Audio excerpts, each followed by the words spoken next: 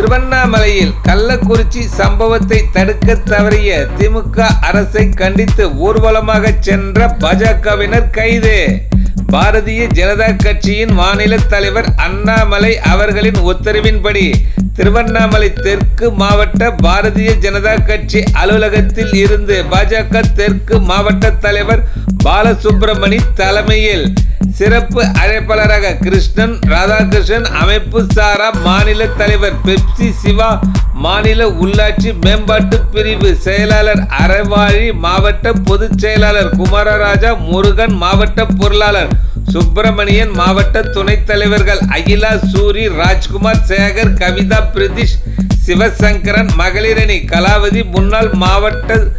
தலைவர்கள் தர்மன், விஜயன், நகர தலைவர் புகழ் மூவேந்தன் மற்றும் மாவட்ட ஒன்றிய நகர நிர்வாகிகள் தொண்டர்கள் உள்ளிட்டவர்கள்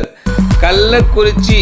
மாவட்டத்தில் விஷ சாராயம் குடித்து 55க்கும் மேற்பட்டோர் உயிர் இழந்ததை கண்டித்தும் இதனை தடுக்க தவறிய திமுக அரசை கண்டித்து பல்வேறு முழக்கங்கள் எழுப்பி திருவண்ணாமலை தெற்கு மாவட்ட பாரதிய ஜனதா கட்சி அலுவலகத்தில் இருந்து அண்ணா சிலை வரை ஊர்வலமாக சென்று ஆர்ப்பாட்டம் செய்ய இருந்தனர். ஆனால் ஊர்வலம் பாதி வழியிலேயே அண்ணா ஆர்ச் அருகே தடுத்து காவல்துறையினர் நிறுத்தப்பட்டு பாரதிய ஜனதா கட்சியினரை கைது செய்து தனியார் திருமண மண்டபத்தில் போலீசார் அடைத்து வைத்தனர்.